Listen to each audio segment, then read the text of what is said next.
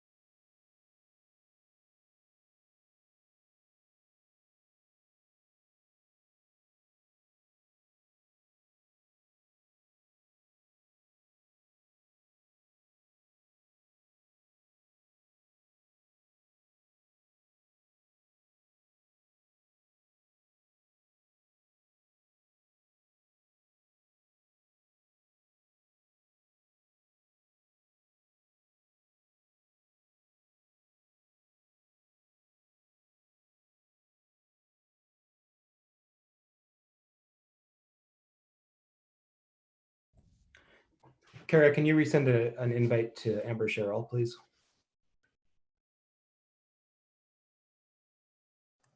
What was that? Can you resend a Zoom invitation to Amber? Yeah, I just resent it to everybody right before, but I will send it again. Great, thank you.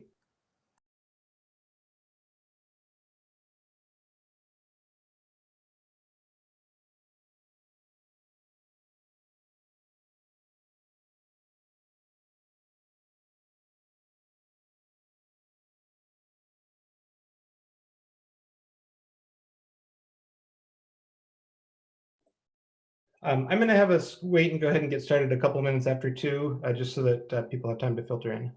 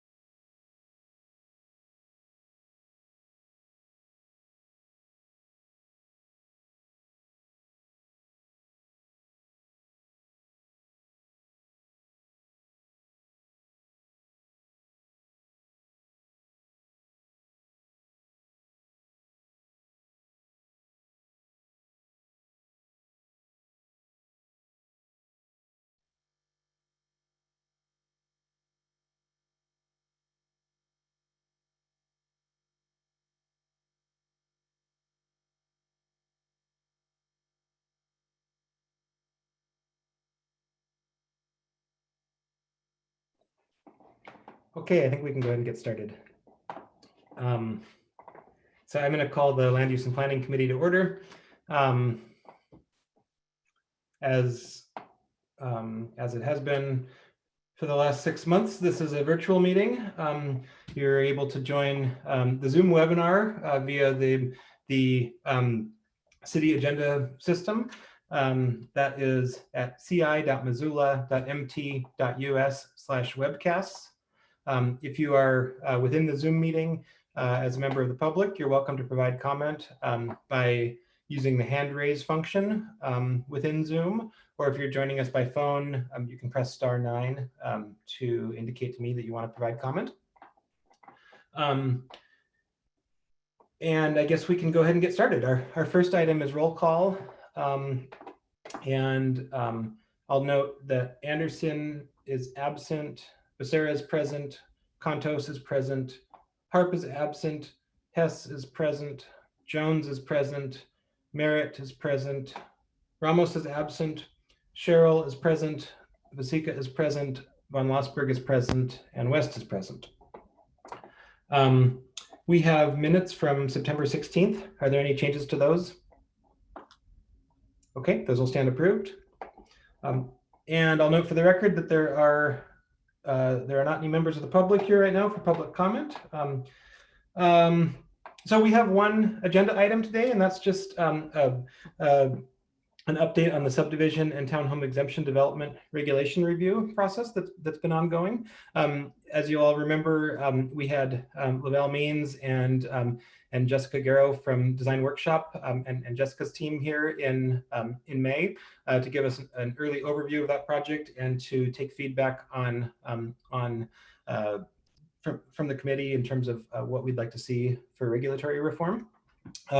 Jessica and her team and Lavelle and her group at Development Services have been hard at work all summer reviewing, doing summaries of our existing code, analysis of state law, and a variety of other work. And today, Jessica is here to really dive into some best practices that she's found from around the country. So I want to turn it over to Lavelle for any additional introductory material, and then Lavelle can introduce Jessica. Hi all, this is Lavelle Means with the planning section. And as Jordan mentioned, we've been working with Design Workshop and Jessica Garrow and her team on evaluating our current city subdivision and TED regulations and looking at both process and case studies, along with analysis of what other communities do when it comes to how we guide land development. And they have a lot of information to share. I think this is a really timely point to come back to you now and go over some of that information, give you an update, and have another discussion and a deeper conversation about some of the things that we're observing from other places. I think that's why we want to focus primarily on best practices. Jessica has a PowerPoint presentation to lead us through the discussion with some overview and then some focus. And I think we can do this all in an hour and a half. There's material that is attached to the eScribe agenda item that is for your background. And we don't intend to go over much of that in any detail, but it'll be there for your reading, and feel free to ask me questions at another point in time. But for now, I'll hand it to Jessica Garrow, and she will need to be able to run the PowerPoint presentation. So she will need to have that. You should have the ability to share your screen, Jessica. And just a quick question as you get started. I believe you have various points throughout the presentation for engagement, and that it's most appropriate to hold questions until those points. Is that correct? Yes, that is. And I'm hoping everyone is seeing my screen right now. Yep. Great. Thank you, Jordan and Lavelle. Jessica Garrow with Design Workshop, and we have been working diligently over the past few months since we last saw you on the review of the TED and subdivision regulations and moving into a recommendations report. So we are really excited to talk with you today about some of those initial findings. And as has been mentioned, we wanted to focus on best practices because there is a lot of learning from other communities, both within Montana as well as across the country. And we're interested to hear from you what you might be most interested in seeing become part of Missoula's regulations in the future. As a reminder, this is our project team. Nicole Rebeck Stout is also on the line taking notes, and she and Brooks and I have been leading this effort with some support from Anna. Wanted to go through a little bit about where we've been so far so that you understand the community input that we've received, what we've been doing with the working group, and then go through some best practices. So in terms of what we have been up to, we've been using the Engage Missoula platform that has project information as well as all of the documents that our working group has been working through. There's also some open community engagement opportunities there. We've completed over 20 interviews with community members and folks within the development community to understand what is going on from multiple perspectives. Lavelle and Jordan also completed a radio interview, and all of these interviews and touch points have been incredibly helpful for our research. As I mentioned, we've had a community questionnaire available on Engage Missoula. We had over 120 participants, and it really was a diverse cross-section of the community that we heard from there. We're also completing a targeted environmental focus group questionnaire. That is one area that we found throughout the past few months of work that we wanted to just get some additional information on and input from that group.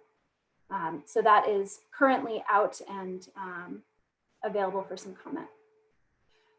So in the community questionnaire, we asked folks what was most important to them as the city embarks on potential updates to the TED and subdivision regulations.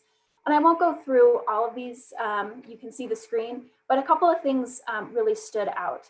High support for creating affordable housing and wanting to make sure that the regulations align with policy documents as well as community values. That was a real common theme that we heard in the questionnaire. In terms of the work that we've been doing, we have a best practices document that includes both Montana and national examples that we'll get into more detail today. We completed 4 case studies, 2 TEDs and 2 subdivisions to understand what the process was like from both the city perspective as well as from the developer perspective. We've also completed a state law analysis, and that document is attached within your packet in addition to a code analysis. And all of these things, as well as this meeting today and some additional meetings that we have with the Planning Commission and our working group, will really inform the next steps in our recommendations report. And we are slated to have a draft recommendations report available and up on Engage Missoula for the community to see and provide some feedback on in early October, with a goal of completing the work in November. So for best practices, these are 4 kind of general areas of thematic principles that we've found in our research. And as we go through, I'm going to pause on each of these. We have a slide for each of these, and we identify what we've learned through the best practice and how it might be applicable to Missoula. And that's where we'd like to have a conversation with you and understand what you think. So first thematic area was related to public comment. Lots of different ways for communities to get public comment within a regulatory process. Public hearings versus written comments. So we'll talk a little bit about that. And then there are some ways to maybe have some administrative options within the process that fall under that public comment piece. Another theme is streamlined process. And this is particularly true for some of the parks requirements. There's maybe some opportunities for some clarity in the dedication options. We think that there's some just general best practices as it relates to handouts and checklists and information that the community can easily access as it relates to the subdivision regulations. And we see a unified development code as a real best practice that we think Missoula should maybe consider to help streamline and clarify some of the code requirements. We have some best practices around housing opportunities specific to density and parking. And then finally, policy alignment. So understanding what is the code hierarchy. Missoula, like many communities, has a lot of regulations, and sometimes they are in conflict or it's unclear which is the one that holds precedent or priority. So we've got some best practices around that, some incentives for infill, and then agricultural considerations. So that is what we will be walking through today. So I wanted to start with public comment. So this is a best practice from Bozeman, and they do not have a neighborhood meeting as part of their process. They use a kind of standard public hearing process, and they also allow an administrative review for minor subdivisions. What that means is for a minor subdivision, the planning director has the authority to complete some of those first steps. And there's a written public comment period. So while there's not a neighborhood meeting or maybe a public hearing, there is a clear opportunity for neighborhoods and community members to participate in the process and provide their feedback on a subdivision that's moving forward. We've also looked at Fort Collins, Colorado, and some other Colorado communities as it relates to the neighborhood meeting. And what we see is with Missoula, the neighborhood meeting happens pretty early on, and a development application is maybe not as far along as it should be to be getting that feedback.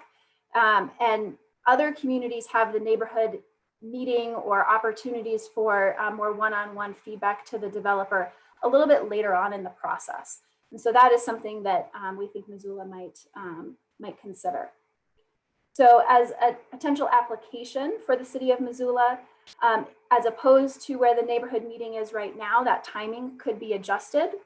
There could be opportunities for more of a mailed notification to community members so they know that this application is coming forward, as opposed to holding it in a neighborhood meeting forum. And that there is an opportunity to comment in the public hearing process and moving through it that way. So I want to pause here and Lavelle, see if you had anything to add on this particular point, and then I think we're interested in some of your comments.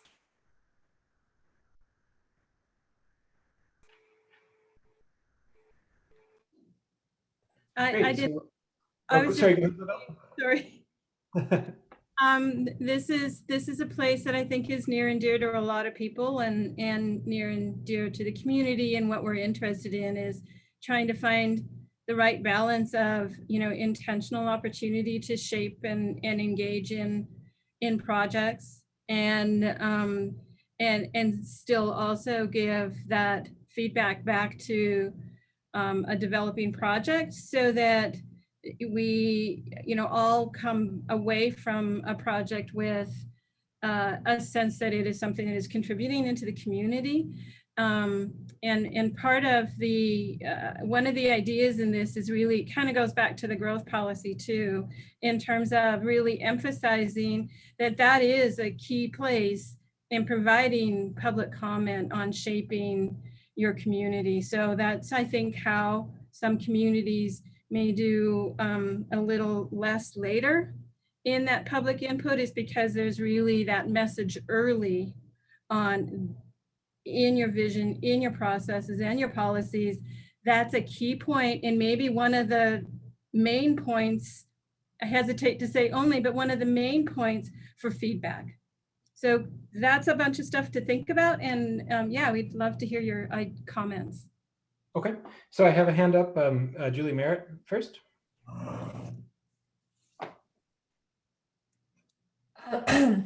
I guess I have to say I'm surprised to hear that what I'm understanding is a recommendation that we should wait until later, even later in the process, to engage the neighborhoods in discussions. A lot of the feedback that I've heard from people is that that they already feel like by the time they're given the opportunity to provide any feedback, it's already a done deal, and the neighbors feel like they don't have any impact on, anything that they say isn't going to make a difference anyway. So they feel pretty discouraged. So it's surprising to me to see this kind of a recommendation. Mirta? But Jessica, do you want to add anything on that? Yeah, I think that one important piece is that these are not recommendations yet, and I should have been clearer about that. We want to hear from you about these ideas that some other communities have to see if they're applicable for Missoula. So as we're going through, we'll suggest how it might be applicable, but we want to hear from you if you actually think that's the case. And I think to your point specifically, we've heard the same thing, that the neighborhood meeting is maybe just, it's not at the right time. And so is there a way for the community to provide some input, as Lavelle mentioned earlier on, with a growth policy conversation or some other conversations? And so I also want to be clear, we are not suggesting that the public process be removed, that public comment be removed from a process at all, but are really interested in this type of feedback. Could I have a quick follow-up there, Jordan? Yeah, go ahead, Julie. Yeah, I guess it would take some convincing for me to think that we should move that neighborhood meeting communication piece later in the process. I think giving people an opportunity to weigh in when it hasn't already been set in stone. I mean, when a developer has gotten to the point of putting, past 50, 60, 70% design, they're way more reluctant to make changes. If they get feedback from the neighborhood early on in the process, then I think there's a greater chance that they can take a look at things and make an accommodation and try and understand the feedback that they're getting. But if we just push that to later in the process, I don't feel like we're doing the neighborhoods a service. Mm-hmm. Yeah. Thanks, Julie. I have a little bit of a list going now. I have Mirta, and then Heidi, and then Brian. Thanks, Jordan. Yeah, I have to agree with Ms. Merritt. I think that particularly in light of some really controversial and complicated developments that have come before City Council, we have seen an increased need in public participation. And what I hear is that a neighborhood meeting allows for the neighborhood council, essentially, which is in Missoula how that meeting comes to be, as an opportunity for the neighborhood to either together throw support or opposition. And that bolsters that sense of role in the community as part of a neighborhood council. So I think it's important to continue that and help it to be even elevated. Another concern that I have is that through a neighborhood meeting, you allow the neighborhood to have an opportunity for Q&A. I think that when you don't have that back and forth, or at least that conversation with staff and the developer, the misconceptions can grow significantly, and sometimes that can derail the process even more. So I think having an opportunity for clarification at the very beginning is really important. And you mentioned the meeting having the right time, and to me that is, I guess the question that triggers in my mind is the right time for whom? Is it for the developer to expedite the process, or is it the time for the public so that they can have a meaningful period of engagement? So I think it depends on how we are making these changes. Is it for the benefit of whom? Staff, the developer, the community? And lastly, I just think that we have learned via some recent developments and proposals that there's a real need for better, stronger, more public engagement, especially because we are seeing more complex developments come before us. And so I feel that this would not allow for that to increase, but rather we would be cutting it short. So I don't know that I can, that to me, this to me doesn't really match with what I hear from a lot of my constituents. Thanks. Heidi? I guess I have a question around what exactly is meant by neighborhood meeting in this context. You know, if we are speaking of neighborhood council meetings, you know, if it's something that's just going to the leadership team, I often find back when I was on the neighborhood councils, you know, maybe there were 5 of us in the room, which I also don't think is, you know, maybe enough impact or reaching enough people and gathering enough voices. So I guess could you maybe talk about what format or like just what the context of a neighborhood meeting means here? Yeah, so this is a step that's required within the current process. And it's not necessarily with the neighborhood council, though I think it typically is that, but it is very specific to a meeting of adjacent property owners and folks who might be impacted by this so that they can provide direct comment to the developer.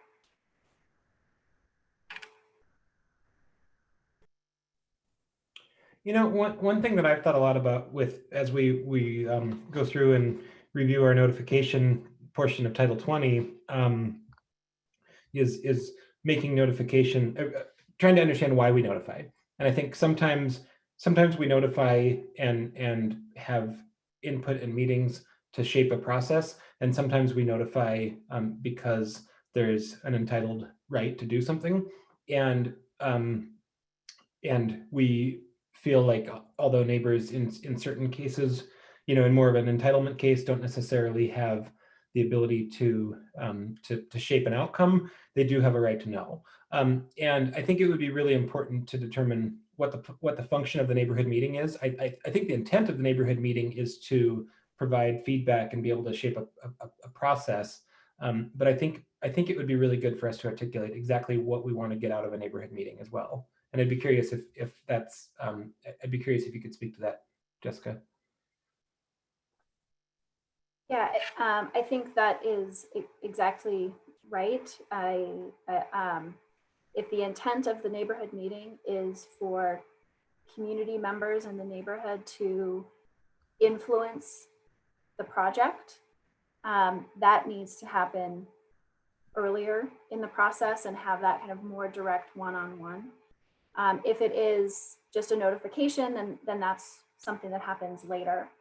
I think what we're seeing right now is that the neighborhood meeting, when it is happening for these projects, it's already so late in the developer's process that they don't always feel like they can respond to some of the comments that they've heard.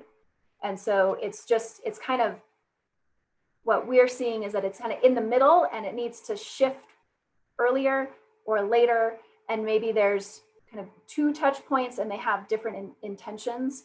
But where it is right now is not really fulfilling, we think, what Missoula's goal is, which is to have neighborhood comment and influence on a project. So in a way, it's already too late to address Julie's concerns. Yeah. Okay. Okay, great. Thanks for the clarity on that. Next, Brian. Yeah, I had lowered my hand, but then I think you touched on something really important, Jordan, and I just wanted to underscore it.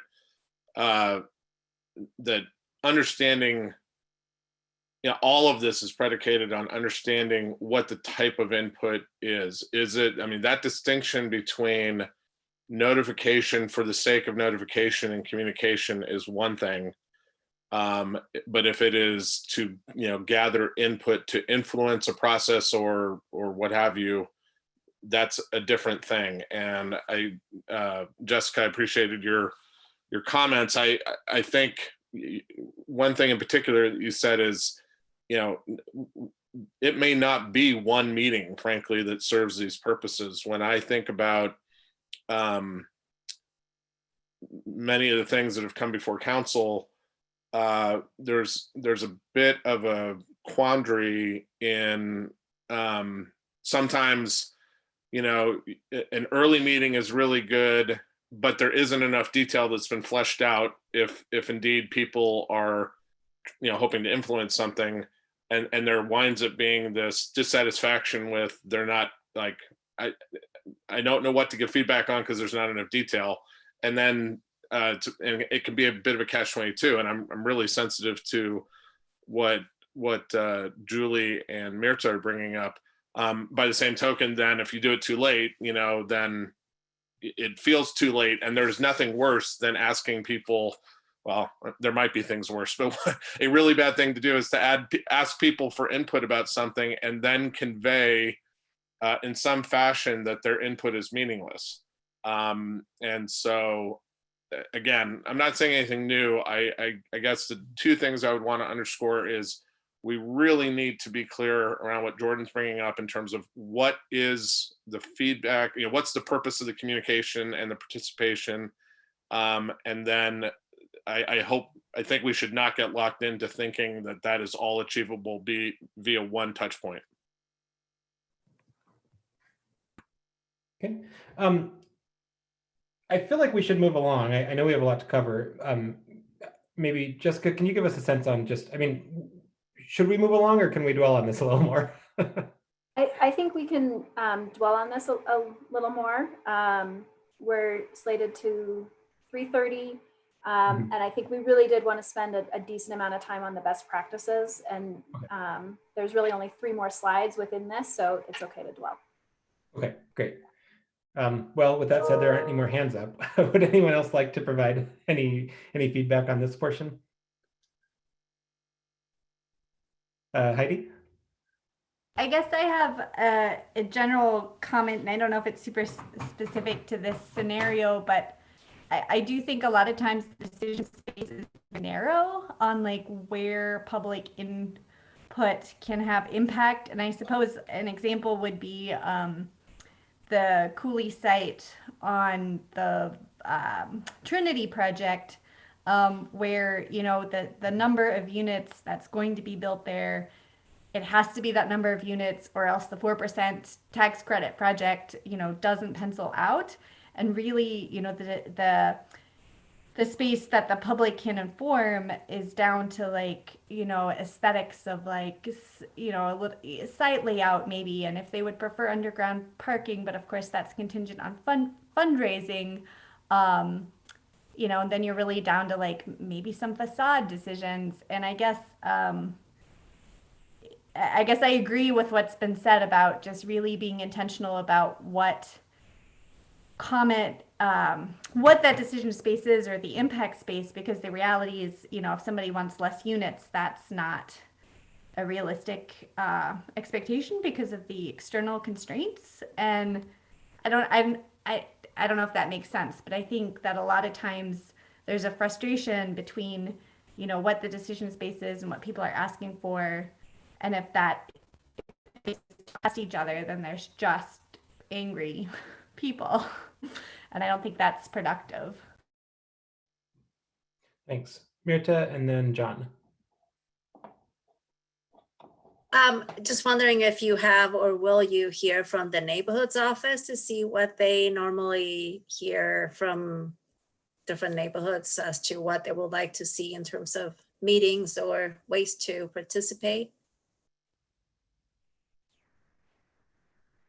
Yes, and we've been coordinating that on a staff level, knowing that there's some adjustments that are happening in that office. But it is a really important touch point and input to what will ultimately be the recommendations report. So for now, we've also heard from Aaron Pahan. And as I said, there was a good discussion about the role of neighborhood council and how they help to bring conversation forward to you and elevate points of concern to you all. And so that's something that we want to be considerate of. And Kathy Snodgrass from the Captain John Mullen Neighborhood Council is on the working group, and Kathy was really selected just as a function of being in an area with a lot of development pressure and being a really thoughtful neighborhood advocate who's been really involved. So I know Kathy is weighing in on kind of a neighborhood perspective as well. So That's great. Thank you. John, and then Amber. Yes. Maybe someone could help me out with this. We're in a little bit of a situation over in the Linda Vista area. There's an apartment complex going up there with 20 some odd units.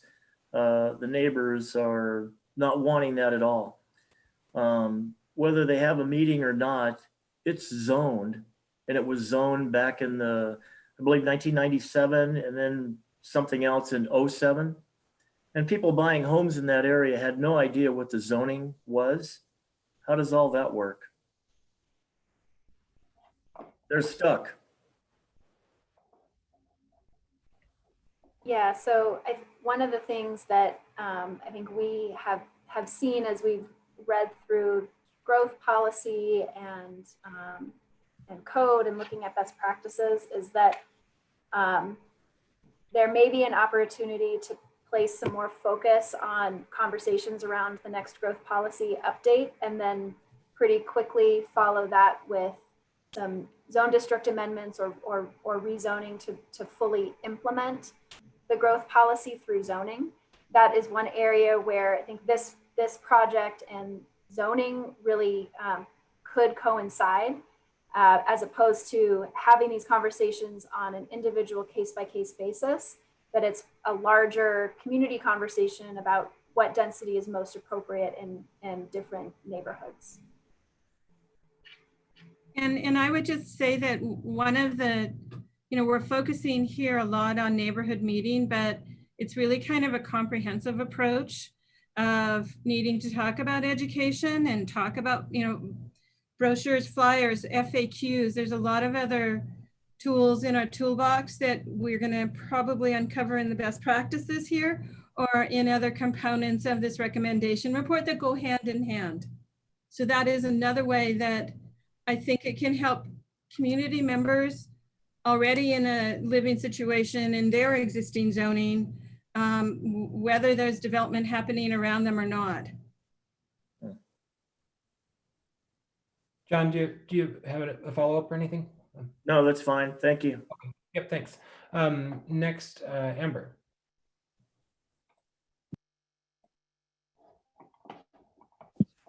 Thank you. So, this is an interesting conversation just about how we're bound when a community meeting or feedback going to the builders, developers can be considering some of their the feedback not this is happening because we have to put in so many units to get the 4% tax credit or whatever it is. So I'm curious, I mean, you mentioned, I know we're just talking about, I guess we're talking about public feedback, but the neighborhood meetings, but you mentioned other communities and that maybe our neighborhood meeting is at the wrong time. I don't know where it really falls into, whether it's just an informational meeting or whether it's a meeting that we're getting feedback and the developers considering their recommendations or not, but where this is in this, I mean, is there another format? Are there multiple meetings? I mean, I'm just kind of curious because we're not the only community that's dealing with, people are people. We're not the only community that is, I'm sure people are mad when developers don't consider their feedback. Can you just give me some insight, kind of more, maybe other similar communities? Did that make sense? Yeah, it was a little spotty on my end, but I think you asked for some additional examples related to that kind of community feedback and when that might happen. There are a number of communities in Colorado where I'm located that really focus on the long-range planning documents. So their comprehensive plan, their growth policy, their housing policy, as the places to talk about where should density occur, and then kind of the saying, zone it like you mean it, and then be okay with the projects that are coming forward because you've aligned your zone districts with that long-range plan. And in those communities, there might be a notification to community members and neighbors that there's an application coming forward and is to be considered.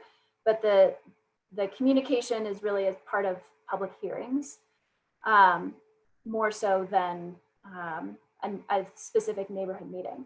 There are other communities that really focus on wanting to make sure that a neighbor has an opportunity to ask direct questions and communicate with an applicant. And so there's a requirement that before either the first public hearing or before the application is in, that they need to prove that they had a good faith effort in getting community members to a meeting or using a website and providing that opportunity, and that they are not deemed a sufficient application until they have proven that they've taken that step. Amber, I'm not sure if you're with us. Oh, you froze up for me for a while. Did you? Oh, did can you, am I freezing up? Do you want me to turn off my? I can hear you now. I just wanted to make sure that you caught the answer and see if you had any follow-ups. Yeah, yeah, I did. Thank you. I don't have any follow-ups. I appreciate that. Yeah, thanks. Okay, thanks. One other thing that I want to add is sort of, I think our growth policy update, and this probably pertains more to that than it does to this process, but as far as when notification is, what type of public input is appropriate in what process. I think that the growth policy is very conceptual and very big picture, and a rezone or a subdivision or something is very tangible, and it might be next door, and it might be it might be a little bit more, it might impact people, or they might feel it a little more acutely. And so how do we, I like that zone like you mean it, but how do we, in the growth policy update process, sort of satisfy some of the notification and public input things that we're trying to do through the subdivision process, and how do we front load that? And I think that I don't think there's a great answer. I think that, our growth policy update last time had thousands of hours of public participation. It was the most participatory process I've seen in Missoula. It was, and so but we still have people providing comment that they didn't know or weren't expecting a certain kind of density or development or something like that when it's at the project level. So I don't know. I think it's something to consider in this process as well as in our upcoming growth policy updates. Should we move on? Yeah, so the next best practice is about the streamlined process. So the specific best practice communities here are Adams County, which is in Colorado, Albuquerque, New Mexico, and then Bozeman and Billings. So we wanted to give you both state and some regional examples here. So parks dedication, one of the things that some of these communities do, and Adams County is a good example, is they have decided at the policy level how many acres of land is maybe not super meaningful when a development is coming through, and that developer should be allowed to do cash in lieu by right. And in Adams County, they've identified 2 acres. If the requirement for the development is less than 2 acres, then the developer can pay cash in lieu by right. It goes into a fund, and it promotes parks and recreation throughout the community. Other communities have some additional clarity on fee in lieu and beyond what Missoula has. And in these communities, it identifies, and I think Bozeman is a good example of how does an appraisal happen? How does the city and the developer agree on that appraisal so that there's not a kind of a question there. And so there's just some additional clarity. Also within state law allows allows more parks dedication than Missoula currently has in your code. And so that's an area where we're going to likely suggest that you align with state law there. So that's for parks. The other piece on streamlined process is Unified Development Ordinance or Unified Development Code. Lots of communities within the country have a Unified Development Code. In Montana, Bozeman has one, and so that's the specific best practice that we've listed, but it is pretty common throughout the country. And I think that the two bullets on the slide are really the key points here. When you have a complex code, because you have important community values that you're wanting to protect through the land use code and the development code, there are going to be some areas where they maybe conflict, or it's not clear which code or which requirement is the one that has hierarchy. The Unified Development Ordinance helps resolve that and create some clarity there. It also, most of the time, results in a shorter code that has less duplication. So right now, the Missoula code has some duplication of parks requirements, as an example, within subdivision and within the TED regulations. If you had a Unified Development Ordinance, you could just refer to one section as these are our standards for parks dedication, as opposed to duplicating it within your code. The third best practice here is pretty simple. We think that this is a really great best practice that could be implemented relatively quickly, which is updates to handouts and checklists. Albuquerque is a great example. They have a development manual that helps describe to both community members as well as the development community what the process is, how it is supposed to go. It's just incredibly clear. Bozeman and Billings are also good examples there. But we think that that's something that would just help everyone in just understanding why are there regulations, why do they say what they say, and what is the process. So on this one, interested in any feedback on these three best practice areas.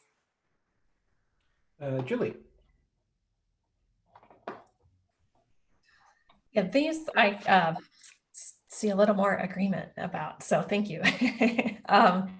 I do struggle with our current process for determining when we take cash in lieu for parks and when we don't. And I guess there's a perception, I don't necessarily have hard science to back this up, but there's a perception that that hasn't always resulted in a fair distribution of parks throughout our community. So taking a good look at that, I think is important.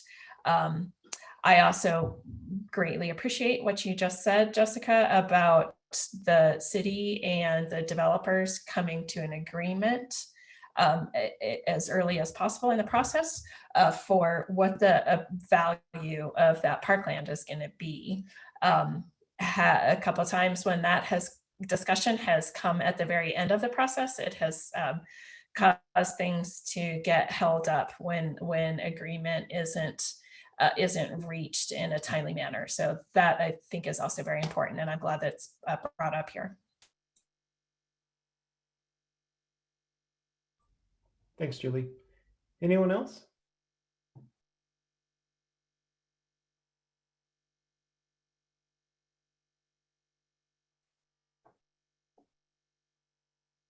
I'll just echo what Julie was saying myself, that I think these are all really great. The cash in lieu requirements, I think creating more predictability around that is great. I think, handouts and checklists go hand in hand with sort of a drum that I've been beating for a long time, which is that we could do a little better job about communicating. I think that we approach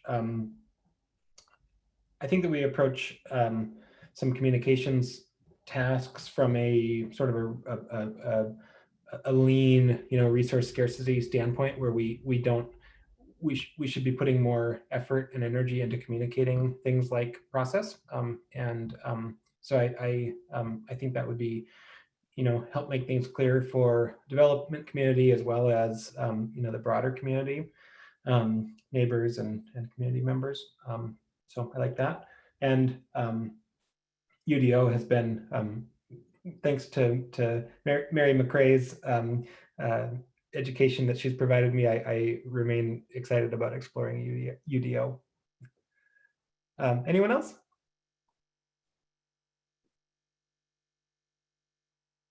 Okay, we can probably move on. Okay. Great. So the next thematic area is housing opportunities, and the best practices here range from Amherst, Massachusetts to Bend, Oregon, and kind of everywhere in between. There's lots of great best practices out there as it relates to housing. So really falls into, as I said, two main areas, density being one. Amherst is an example where within some of their processes, they're pretty prescriptive about the percentage of different types of units that they want within a subdivision. We raised this with the working group, and I think the general thought from them was we really don't want to be so prescriptive that 4% of the units needs to be duplexes or multifamily. And I think we're interested to understand from LUP's perspective, do you want to be that that prescriptive within the subdivision code? So housing diversity types can be that prescriptive, or it could be more of an incentive based. And that's where we see some cluster subdivision best practices really focused on making sure that density is consolidated while preserving some natural resources and areas. There's some opportunities within Missoula's code to further support ADUs and cottage housing in certain areas. And then this idea, and this is kind of technical and wonky, but calculating density based off of your gross parcel area versus your net parcel area. And in Missoula, most of your calculations are off of that gross, with the exception of certain areas within the floodplain and hillside. And we would suggest that those reductions in a density calculation should maybe not be taken out, and instead should always be a gross calculation, as that would encourage some additional housing opportunities within these subdivisions.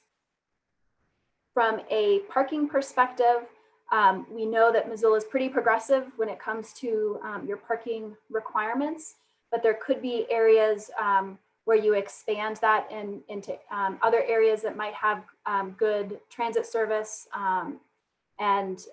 or looking at expanding it into different uses in terms of reducing the parking requirements, because parking requirements can take away from the amount of space that's available for housing units and housing stock. So I'll stop there, and happy to go into any of the specific best practices if that's helpful on this one too. Okay, thanks. Mirta. Yeah, I'm just curious if you can expand a little bit on the removal of density reduction for environmentally constrained areas. Does that work within a specific site, kind of like a transfer of development? So you would still have the density, but you just put it in areas that are developable and leave the other ones undeveloped, but the number of units would still remain the same? Is that? That's exactly right. Yep. Okay. Okay, thanks.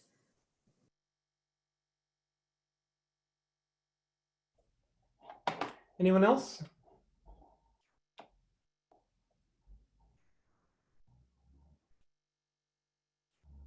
Okay. We can probably move on to the next one. All right. Right, the final thematic area is policy alignment. And so we've talked a little bit about this in some of the past slides. This code hierarchy is something that we think is really important to be incorporated into Missoula's code, and really clearly state which regulation or level of restriction supersedes another one. And that is a best practice from Carbondale as well as from Bozeman as part of both of their UDOs.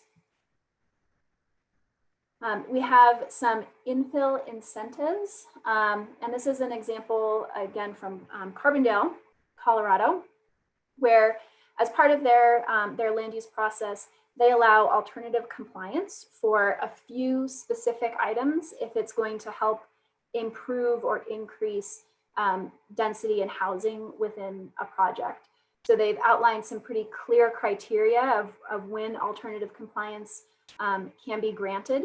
It relates to things like road standards, making sure that it meets requirements for life safety, fire, access, those kinds of things, but maybe allowing smaller roads than are typical so that it can, so that the development can have some more density and infill. Also related to landscaping and some design. So they've identified what are the things that we're willing to maybe be a little bit more flexible on in order to promote more housing within our developments.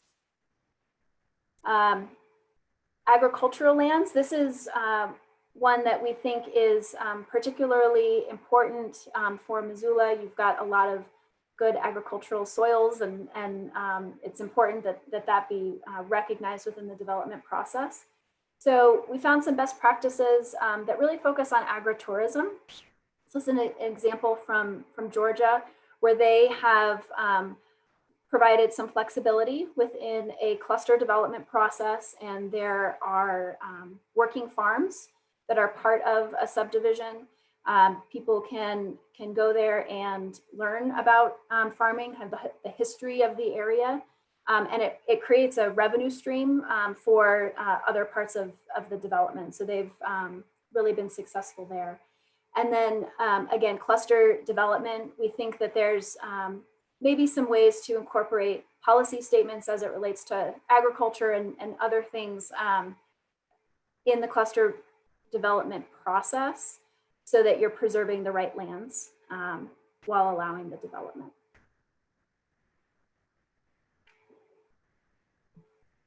Okay, I have a few folks here, Gwen and then Amber.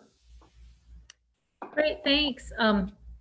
First of all, I just want to say I'm starting to hear a lot of common themes that are being woven in, and I think you're going in the right direction, and I'm really excited. And having absorbed the different issues for a few years, I think you're really issue spotting a lot of the areas that we need to focus on. The code hierarchy, I think, is really interesting. And just yesterday, I was having a conversation with Tom Zavitz about the growth policy that we need to update.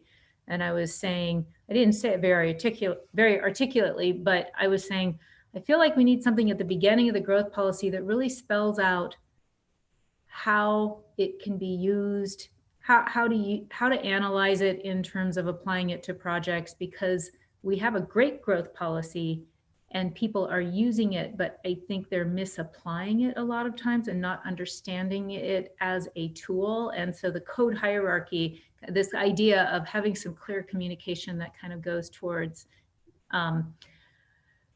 telling not only developers, but the community how things work, how zoning works, growth policy, other neighborhood plans, master downtown plan, how they all interact, I think would be great. And it goes back to those neighborhood meetings. If people understand a little bit better how these tools interact, I think the feedback we get will be more constructive, because I feel like we spend a lot of time trying to back up and educate people. And if we can get them a little bit further down the road so that by the time they're commenting, they understand what is at issue and what to comment on that's relevant. And that kind of goes towards what Jordan was saying with, we need to do more communication. So I don't really have a question, but I just want to say, I think this is great. And I'm seeing how a lot of these things intersect with one another. And I'm really excited. So thanks for this work.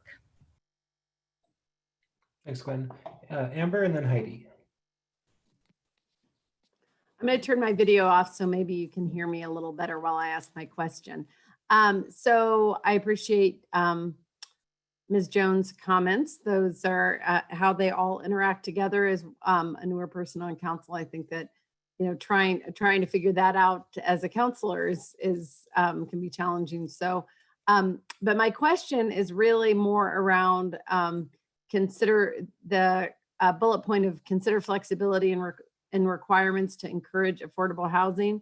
Could you give us some more examples around around that? Sure. I'm gonna just pull up some of this stuff. So the Carbondale example that I went into is one where they're saying we are comfortable having smaller streets or some slightly different design in order to encourage more development within a subdivision. Santa Cruz is an example, and you know, California has its own regulatory environment, but putting that aside, Santa Cruz has a really good kind of best practice in terms of accessory dwelling units, and they've allowed those by right, and it creates not some flexibility that the city is necessarily giving the developer, but it just gives that developer the option to say, I want to provide more kind of generational housing. I want the granny flat. I want, you know, my parents and my kids to be able to live here. And they've just said, as a policy matter, we're comfortable with that, and we're writing it into the code. So it's not going through a review process. It's just kind of a standard piece. Another example is in Langley, Washington. They have a good cottage housing program. And what that does is it creates some again, opportunities for additional housing within a parcel. And so they are having some flexibility and comfort about increasing density through cottage housing. May I have a follow-up? Yeah, go ahead. Okay, thank you. So this is more, those are interesting examples. So, but this is more around kind of increasing the density options in order to, you know, promote affordability, not necessarily permanently affordable housing, right? There's no flex. Is there any piece of this that is permanently affordable, or is it just, not just, I mean, but the concept of, you know, having more housing drives the market down? Yeah, it's the latter. That so these best practices have focused on ways to have more housing stock, which will decrease the cost that is passed on to the eventual owner or renter. Some of these communities also have inclusionary zoning requirements or other requirements for permanently restricted housing. So Carbondale is an example where if you are annexing into the town, you are required to dedicate a certain percentage and commit to a certain percentage of those units being permanently affordable. There are a lot of those best practices, but we haven't identified those here just based off of conversations that we've had with staff, and that some of those policy level conversations have maybe already happened, and we wanted to focus on some other ideas than required housing. Great, thank you so much. Thanks. Heidi? Yeah, so I actually want to talk about the affordable housing bit as well. And I guess one thing that I just want to is that you've been doing a lot of work in our community around health equity and you know, how our, I guess, access and in part our environment impacts our long-term health outcomes. In some cases, that could, be multi-generational health outcomes. And so I guess I struggle a little bit with maybe the way of saying, we'll accept lower parking density or we'll accept narrower streets in exchange for affordability. I think that, as a community, we are realizing that our underserved communities are also really struggle with having, built out streets and having access to parks. And so I think that whatever trade-off there is, really intentional, thought through, and differently increase, these built environments that end up being. Heidi, hey Heidi, Yeah. You're breaking up really bad. Why don't you try turning your video off? Okay, let me try. Everybody else's. Okay, can you hear me now? Yes, it kind of goes in and out, but I think with your video off, it'll stop. Is there somebody else that can speak for a second? I'll try and reconnect my speaker. Okay. There's no one else in the queue, but if anyone else wants to speak, you're welcome to. When she turned off her camera, her speaker is coming through very well for me. All Yeah. right, I can try again. Can you hear me? Yeah. Okay, so I don't know what you heard. The joys of technology. What I was saying is that I think as a community, we've done a lot of work around health equity and how, access and resources in our built environment, intersects with health outcomes that we see for our neighborhoods. And one thing that's strongly, I guess, I don't know if correlated is the right word, but that our lower income neighborhoods also lack, parks and built out sidewalks and, those just key infrastructure pieces. And so I guess in, considering flexibility and whatever requirements to get affordable housing, I think, whatever those, whatever has the flexibility, I think we need to be super intentional that we aren't creating some of those structural issues anew. And I do think that, any affordability requirements we have should be very intentional and very defined and, actually have some enforceability to them. I think our housing policy spells out a lot of those thresholds and development goals and AMI thresholds. And so I would assume that whatever work comes out of this would tie into that. But yeah, I just wanted to, caution that we don't create neighborhoods that, are almost like a second tier of neighborhoods that we just skimp on, access the outside or whatever it is. So thanks. And I would offer that maybe longer term policy or kind of code amendment process might be identifying a parks master plan and tying the ability to do cash in lieu with that parks master plan to make sure that areas that are maybe underserved, if there's a development that's happening in an area of the community that's really well served, maybe that's a time to allow a cash in lieu or an alternative type of dedication that will support a master plan for parks and trails in another part of the community. That is something that Salida does as an example. And so I think that your point is really well taken, and that there's maybe some of that flexibility that could be added in to make sure the community as a whole is benefiting from some of these development applications. And I would take away from that we absolutely need to be thinking about the long-term implications of our community, and not just perhaps short-term gains, but how this what the results of code amendments look like and what that feels like on the ground over a long term is going to be really important.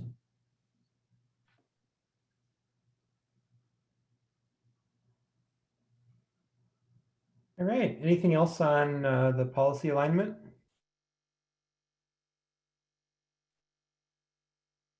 Great. Jessica, do you want to move on to, are we looking at case studies next or?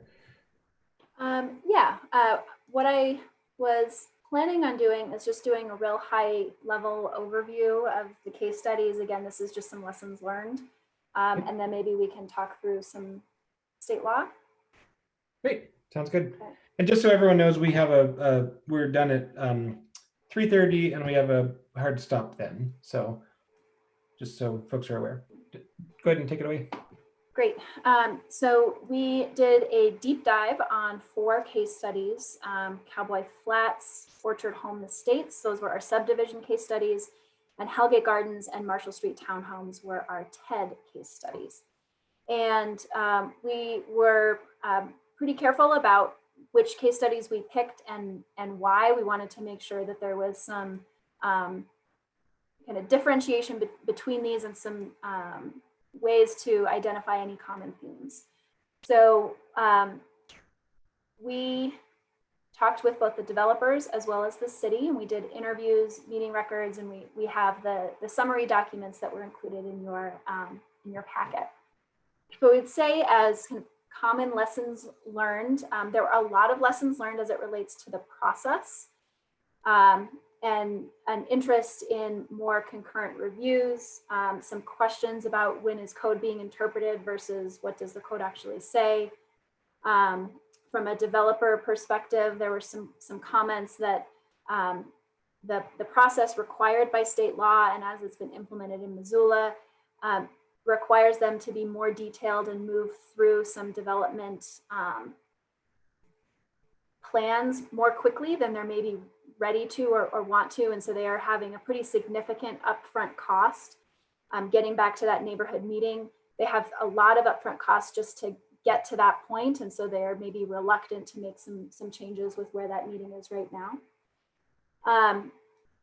Some easy stuff, feeling like there's maybe some additional note taking and tracking, some consistency with staff that might help them as they go through their process. From a regulatory perspective, a lot of comments from both city and the development community about wanting some alignment between reviewing agencies, alignment within regulations. And then the open space and parkland requirements came up a number of times about there's just areas for some improvement there. In general, we thought some kind of wins that happened from looking through these case studies is that when folks are proactive and they are talking with development services and they're talking with some other entities that might be impacted, that their process went more smoothly and clearly than folks who maybe were not as proactive. And everyone just commented about how professional development services is and how helpful they are through the process. Those are some high level lessons learned on the case study. I'm not sure if folks have had a chance to read those or if you've got any comments or questions before I move on to the next slide. I'm not seeing anything. All right. So the next piece of analysis that we've completed is related to state law, and we are anticipating the recommendations report having some suggestions for Missoula to maybe work with some key partners within the state to influence state law and see some changes there. So what I would say is really generally Missoula's regulations meet the requirements within state law. As it's specifically related to TEDs, state law is like 4 lines. There's just not a lot of direction there. And Missoula is the only community in the state that has the townhome exemption development process. And so in our read of state law and your code, you are well within the bounds of what you are allowed to do, and you've got some flexibility there. But it also means there's not a lot of other communities to look to on how they do that. So that was kind of an interesting finding for us. We think that there are some opportunities for simplification or streamlining. So I mentioned, I think it's either Bozeman or Billings has in their minor subdivision process, they have given some of those steps to the planning director to complete at an administrative level that is clearly allowed within state law. And that's an opportunity that Missoula might consider. And then the parks calculation, when the density is not known, your calculation is lower than what is allowed under state law. So that is another area where we would anticipate a recommendation that you align with state law. And I'll pause there. Okay. Anyone have anything on this slide? Julie.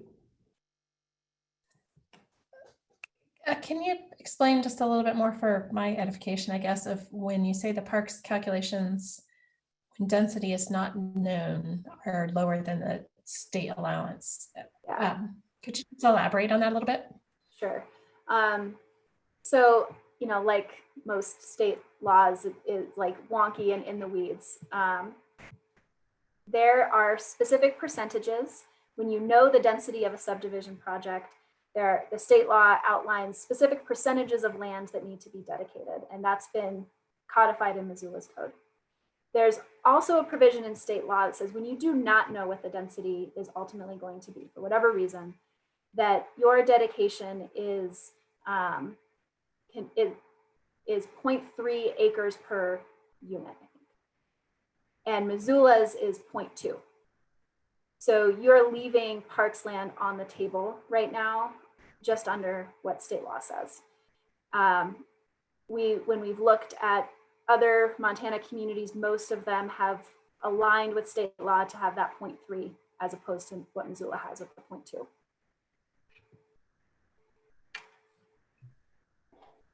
Thanks. Julie, do you have follow-ups?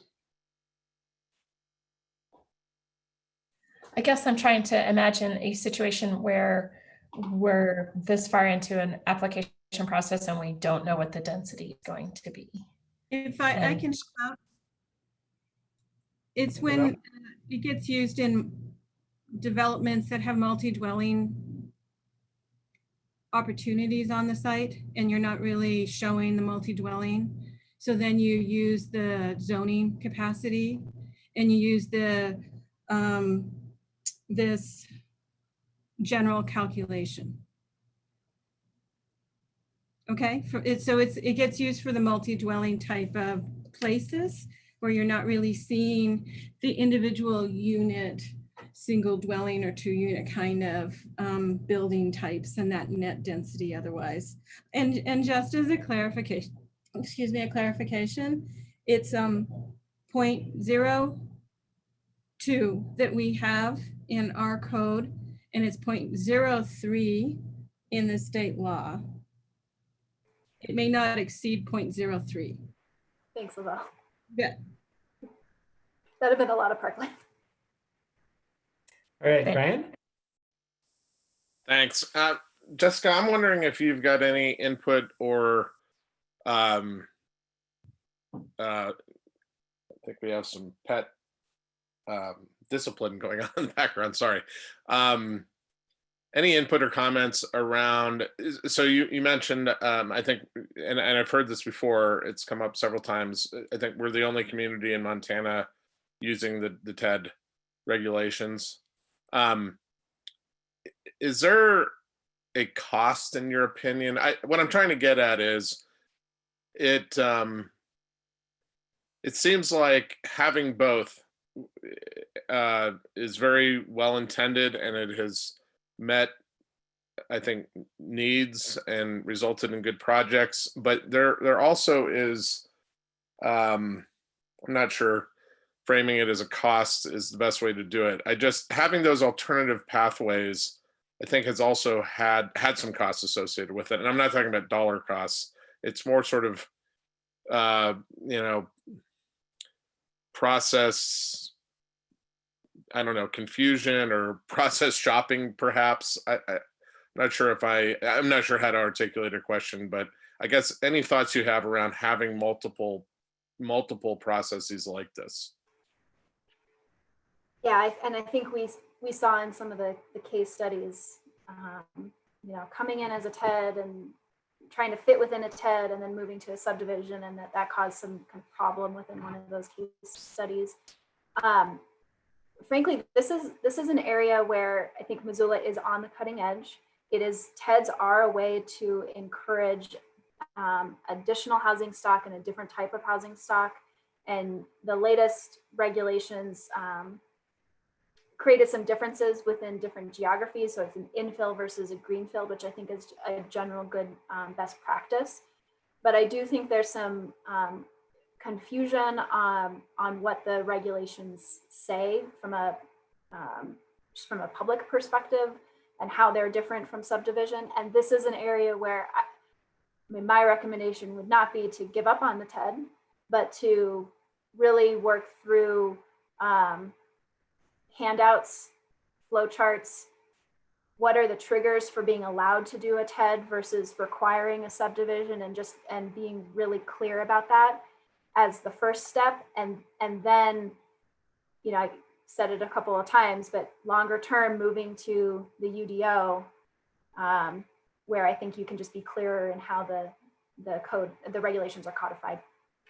Thanks. Thanks.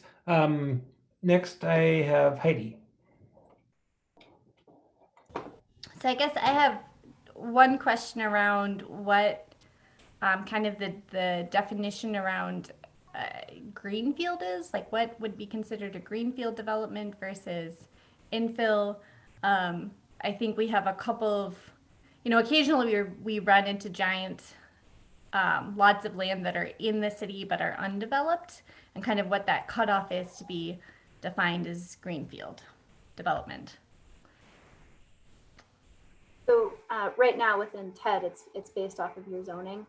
And so you've defined that, and I don't have it memorized in my head. And so this would be a Lavelle, I need to phone a friend on how you've specifically identified that. But I think it's important to recognize that greenfield is, there's no development there. There may not be the infrastructure that you need. And so you really do need to, when a property doesn't have the infrastructure, make sure that it's going to before you're moving forward with a full development. Yeah, and then I guess I have a follow-up question kind of on what Brian was saying as far as, I guess, like costs associated with going with TED versus a subdivision, or just switching from one to the other midstream, or I was wondering if there's a way to quantify overall costs associated with development. So, if there's actually a benefit in the long term to the developer with going, choosing one way over the other. For the residents, I think long-term costs, might be different than the subdivision. I'd love to see some way of maybe defining that a little bit more so that people can make, the long-term most affordable choice when they design a project. Yeah, so I didn't catch everything that you said, but what I did hear, and I hope I'm answering the right question, is kind of the cost to the developer and how they're making that decision process. And what I'd say is what we have learned is that the development community has been really interested in the TED process because it is shorter than the subdivision process, and that length of time for a subdivision and the amount of detail that has been required in subdivision has been pretty significant from their perspective, and that TED offers that opportunity, and it's a path to deliver housing maybe more quickly. So that is maybe why folks have chosen that in the past. We did hear comments within the interviews and as part of the case studies that the development community is not as eager to move forward with TEDs under the current regulations as they were in previously for a variety of reasons. But we are kind of continuing to work through that, and we will have some language in the recommendations report that relates to that, and how if the city wants to continue with TEDs, how you might make some updates there. Thanks. I don't have any other speakers in the queue. Does anyone else want to provide feedback on this slide? Okay, we can probably move on, Jessica. All right. So I've mentioned the kind of current code analysis throughout, so I've skipped that slide and kind of moved us in the interest of time to the recommendations report. And I think we're interested to hear from an initial perspective, is there anything that we are missing, anything that you didn't hear us talk through today as part of a best practice or state law that is really important that we consider and include within the recommendations report? Right now, what we are anticipating in terms of that framework is that there's kind of sections that are related to developer impacts, city impacts, and community impacts, and wanting to align it under that framework. And we'll be identifying short, medium, and long-term changes or programs that the city could implement.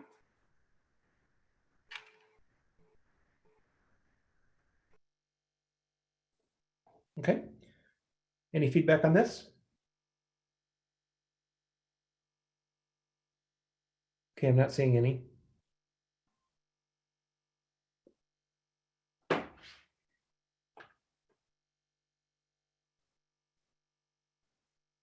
Okay, and if anyone does have any additional feedback after the fact, feel free to get that to me or Laval, and we can make sure everyone gets that.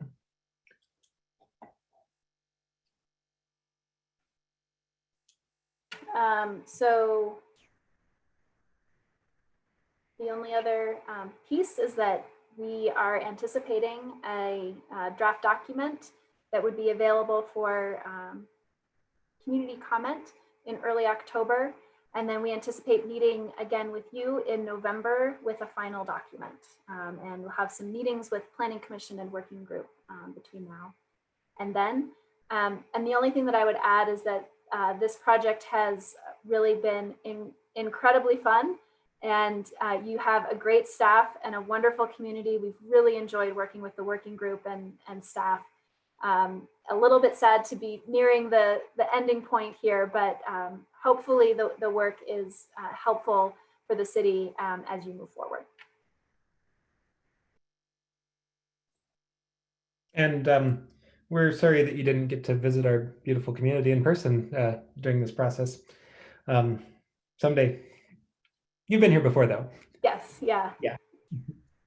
Okay, great. I don't see any other feedback. I want to note for the record that there are not any public attendees right now for public comment, and there haven't been. But of course, as always, we will take public comment by email at council@ci.missoula.mt.us or by phone at 406-552-6012. Or for this project, there's a great page on the Engage Missoula page, and that's a great way to learn more about the project and to provide comment as well. That's engagemissoula.com. Anything further from the committee before we adjourn? All right. Well, thank you, Laval and Jessica, for all the work on this, and look forward to next steps. And we will be adjourned. Thanks, everyone. Thank you.